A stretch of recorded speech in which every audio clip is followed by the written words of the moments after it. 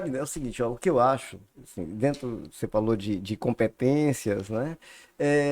Eu sei que é impossível, por exemplo, para um gestor ele ter uma competência em todas as áreas, né? Não é Sim. isso, tá? Mas ele precisa escolher as pessoas técnicas que supram as áreas em que ele tem deficiência, tá? As áreas em que ele não é bom, ele tem que ter técnicos. É isso que eu digo. A escolha do time que vai compor a gestão é muito importante. Você tem que ter pessoas técnicas, tá? O que eu digo que gera essas mazelas muitas vezes é a escolha pelo compadrio, sabe? Uhum. A escolha do correligionário, sabe, do amigo e por aí vai. Tá? Então é isso que gera as mazelas, porque óbvio que ninguém é bom em todas as áreas, mas se eu sei que eu não sou bom em uma área específica, eu tenho que escolher pessoas que supra, né, essa minha deficiência naquela área. É óbvio que aqui, voltando aqui a ressaltar, ninguém efetivamente pode ser condenado sem o devido processo legal. Mas a gente sabe aqui, falando né, do tema que a gente trata, a Constituição da República traz lá os princípios da administração, né, que são a legalidade, impessoalidade, moralidade, Transparência, é, honestidade publicidade e eficiência, e né? eficiência. Daí isso são os cinco pilares, né? Os pilares. Legalidade, impessoalidade, legalidade, impessoalidade, moralidade, publicidade e eficiência. Então, são princípios basilares da administração. Você vê que entre eles está exatamente a eficiência. É Perfeito. um dos princípios. Então, se você é um gestor, você tem que ser eficiente no que você faz. Você compreende? Você tem que ser eficiente. E aí, Eficiente a bem da coletividade. Então, é que eu volto a dizer o seguinte: o cidadão, ao votar, ele tem que pensar também na responsabilidade que isso. representa o voto que ele está conferindo ali a alguém. É alguém que vai gerir o município, o estado, a nação. E é preciso fazer uma escolha muito criteriosa. Né? É preciso que a escolha seja feita por critério e não porque, mas fulano é bonzinho, fulano, sabe, fulano faz isso. Não é fulano faz isso, faz aquilo, é fulano é eficiente. Essa é a melhor escolha, você compreende? Dentro dos critérios que a gente tem. Aí a minha pergunta, a minha indagação aqui para você é, entre os princípios previstos na Constituição, lá, artigo 37, não é isso? Que são Isso. esses cinco, está a eficiência. A alteração da Lei 8429, ela não vai de encontro a esses princípios, principalmente ao da eficiência? Eu acho que não. Na minha opinião, não vai ao encontro, não. Sabe por quê? Porque quando a gente fala em gestão eficiente, a gente também precisa dar segurança a esse gestor. Porque se ele pode ser responsabilizado em tantas áreas, se ele pode ser responsabilizado pelo ato de qualquer pessoa que exerça a administração pública, pelo simples fato de que ele tinha o dever de fiscalizar todos os atos praticados na administração pública, se a gente parte desse pressuposto, esse gestor ele vai ficar tolhido no exercício da sua gestão pública. Tem esse viés também que a gente precisa levar em consideração. Porque se eu sou gestora e eu posso responder no meu patrimônio pessoal, na minha liberdade de ir e vir, né? Posso ser presa por um ato criminoso. Eu posso ter minha vida pública, assim, eu posso ficar inelegível por anos. Que isso ainda implica numa inelegibilidade. Então, anos que eu não vou poder aí concorrer nem ser eleita. Se eu fico com meu patrimônio restringido, se eu fico com diversas possibilidades de punições de forma objetiva, por meras irregularidades praticadas por terceiros, ainda que eu tenha colocado esses terceiros, né, nesses lugares, eu vou ficar tolhida na administração pública, na minha gestão. Então, isso também impacta a eficiência, que é um viés que a gente não costuma enxergar tanto. Né? Então, assim, o que eu quero deixar claro é que não é uma impunidade desse gestor. Ele vai responder em todas essas áreas, né? E vai responder de forma seríssima e ser amplamente punido por isso. Mas tem esses critérios que têm que ser resguardados. E, na minha opinião, esses. Aqui fazendo óbvio, muitas ressalvas, a lei tem realmente, mas ela teve esse avanço. A gente tem cada vez mais tipos penais, tipos de um modo geral, sancionatórios, né? Uma lei que se incha cada vez mais. A gente tem esse viés cada vez mais punitivista e tem uma resistência muito grande quando a gente tem uma lei que ela atua para garantir essas garantias. E aqui sendo redundante mesmo. Porque um exemplo que acontece na prática. Agora, ato de improbidade só é praticado com dolo.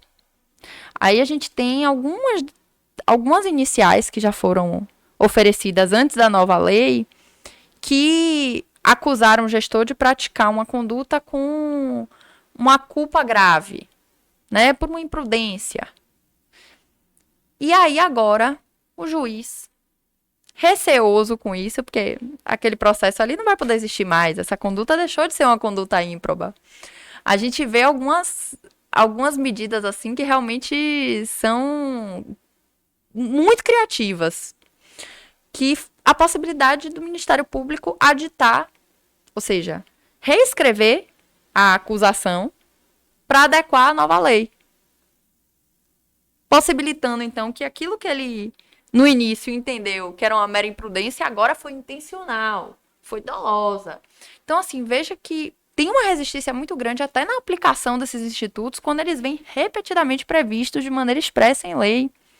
Então, assim, há esse recrudescimento do direito sancionatório e a gente precisa também atentar às garantias. Não é para que esse gestor não responda, nem seja punido, mas que ele seja da forma devida, né? Que ele seja na esfera devida, respeitando essas garantias.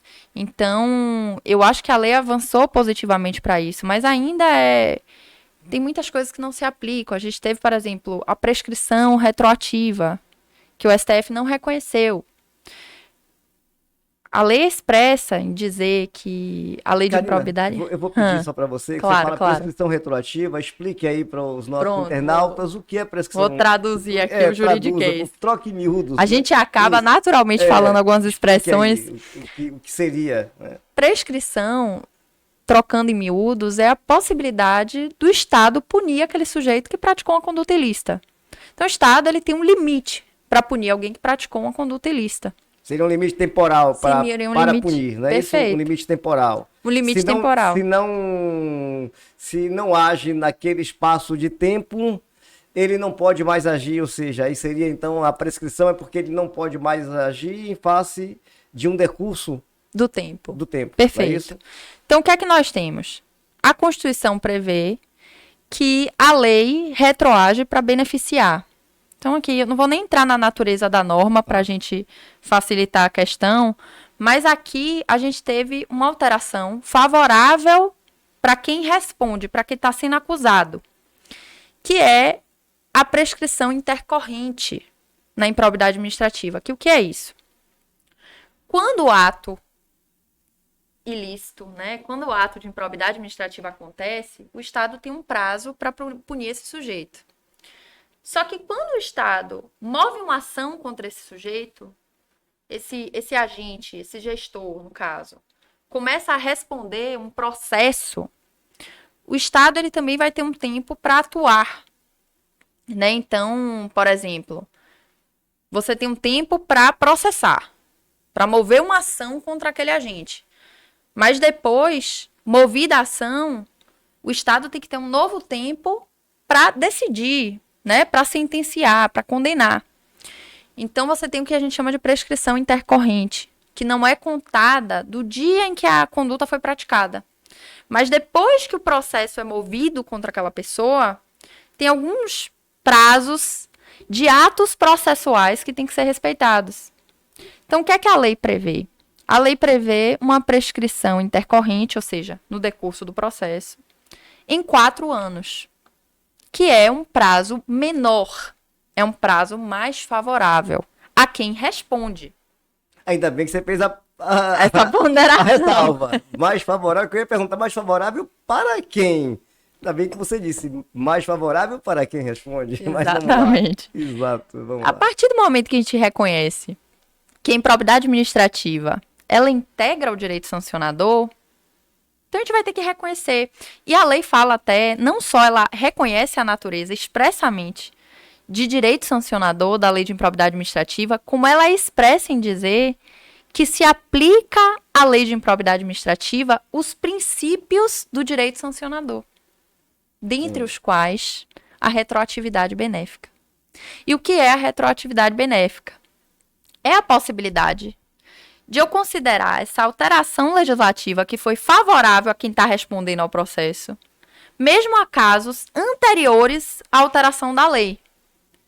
Então, eu pegaria processos que estavam correndo antes da lei e consideraria agora, contando de trás para frente, esse prazo menor. Então, digamos, a gente tem ações no escritório de 2014, Sim. que foram ajuizados em 2014 e até hoje não tem uma sentença. 9 anos aí que tem um patrimônio ali, ó, indisponível, né, de mera presunção, inclusive, e sem limite temporal. Na verdade, é uma punição que foi aplicada antecipadamente mesmo. Você restringiu o patrimônio de um gestor por 9 anos, sem qualquer condenação, sem qualquer certeza da prática de nada. 9 anos esse processo correndo, não teve sentença condenatória ainda. Então, a lei chega agora e fala, ó, em 4 anos prescreve. Se eu considerasse retroativamente esse processo, estava prescrito, né? Se eu olhasse de trás para frente, estava prescrito. Então, o STF já deixou claro que não vai aplicar. A partir dali. Só a partir daqui. Mas não é a previsão. De fato, se a gente reconhece, como a lei traz expressamente, que a lei de improbidade administrativa tem natureza sancionatória e que a ela se aplicam os princípios do direito sancionador, então a gente tem que aplicar o princípio da retroatividade benéfica. Não tem como fugir disso, né? Mas aí, mais uma vez, a gente tem essa resistência. Por quê? Porque o STF sabe que, ao fim e ao cabo, se ele reconhece uma prescrição em 4 anos, o que vamos ter de processos por ato de improbidade administrativa prescritos não está no gibi. Então, bom, não foi reconhecida e agora a gente realmente vai ter processos aí que tem 9 anos que ainda não tiveram condenação, que só vai se aplicar daqui para frente agora, esses prazos. Ô,